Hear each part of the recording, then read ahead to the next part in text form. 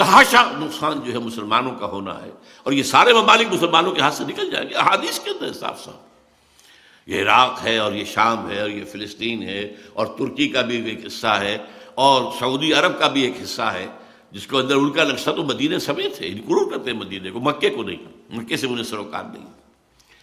اس کے لیے ایک عظیم جنگ ضروری ہے، اور تھرڈ ٹیمپل بنانے کے لیے مسجد اقصی گرانی ضروری ہے۔ لیکن اس کام میں جیسے کہ زید نے کہا تھا، صحیح کہا تھا، مسجد اقصی جس دن گری طوفان ہوگا پورے عالم اسلام میں، پھر ان حکومتوں کی کوئی حیثیت نہیں ہوگی۔ یہ جیسے وہ پاکٹ یونینز ہوتی ہے، لیبر یونینز، پاکٹ یونینز، یہ ساری حکومتیں کیا ہیں؟ یہ امریکہ کی جیب کی جو ہے حکومتیں ہیں، ان کے پٹھو، ان کے اعلی کار۔ ہماری موجودہ حکومت تو وہیں سے این او سی بھی لے کر آئی ہے، وہیں سے این آر او بھی لے کر آئی ہے، سارا کا سارا معاملہ انہیں کا ہے، اور اکثر جگہ پر سب کے سب پٹھو ہیں اپنے اپنے مفادات کے لیے۔ عرب کانپتے ہیں ایران سے، لہذا ہمیں چاہیے کہ وہ جو ہے یقیناً امریکہ کی ہم جو ہے وہ پناہ لیے رکھے، اس لیے کہ ایران بہت بڑی طاقت ہے، اور وہ ظاہر بات ہے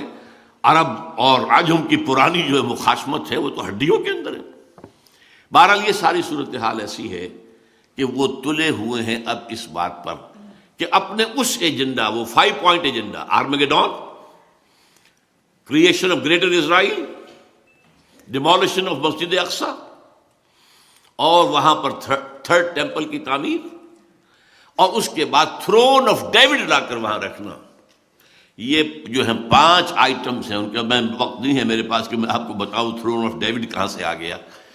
وہ ایک پتھر تھا، میں مختصر عرض کر دوں، جس پر حضرت داؤد کو بٹھا کر تاج پوشی کی گئی تھی،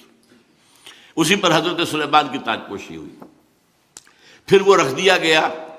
ہیکل سلیمانی میں، اور جو بھی اب ہوتا تھا یہودی بادشاہ اس کی تاج پوشی اسی پر ہوتی تھی۔ سن 70 میں ٹائٹس نے جب گرایا ہے سیکنڈ ٹیمپل تو وہ پتھر لے گیا، روم چلا گیا، روم سے آئرلینڈ گیا، آئرلینڈ سے اسکاٹ لینڈ آیا، اسکاٹ لینڈ سے انگلینڈ آ گیا 14ویں صدی عیسوی میں، اور وہاں پہ انہوں نے اس کو ایک کرسی کے اندر سیٹ کی حیثیت سے لگا کر تھرون بنا لیا، اور یہ ویسٹ منسٹر ایبے کے اندر رکھا ہوا ہے، جو برطانوی پارلیمنٹ کے ساتھ جو چرچ ہے اس کے اندر رکھا ہوا ہے، اور انگلستان کے بادشاہوں اور ملکاؤں کی جو ہے وہ تاج پوشی اسی پر ہوتی ہے۔ تو اس کو لا کر اب رکھنا ہے تھرڈ ٹیمپل میں۔ اس کے بعد یہودی سمجھتے ہیں ہمارا مسیح آئے گا، وہ وہاں بیٹھ کر پوری دنیا پر حکومت کرے گا۔ عیسائیوں کا خیال ہے کہ حضرت مسیح کا سیکنڈ کمنگ ہوگی، جو ہم بھی اس کے قائل ہیں، اور وہ وہاں سے حکومت کریں گے۔ بہرحال اس ایجنڈے کا آغاز کرنے سے پہلے یہ تلے ہوئے ہیں۔ صحیح کہا تھا زید صاحب نے کہ انہیں کسی اور سے خطرہ نہیں تھا،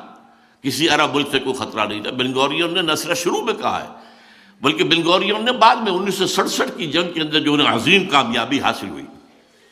تو جشن منایا تھا پیرس میں۔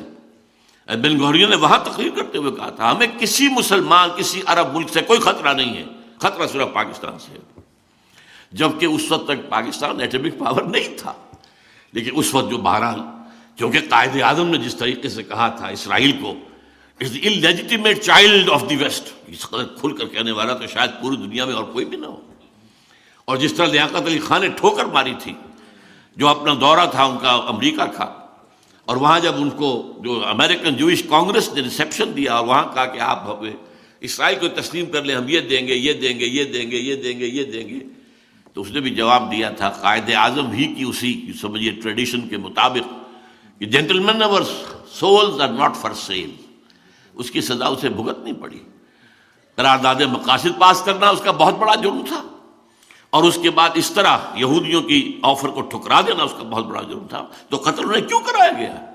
قتل انہوں نے کیا ہے، یہ ان کی سازش تھی جس سے کہ قتل کیا گیا۔ بہرحال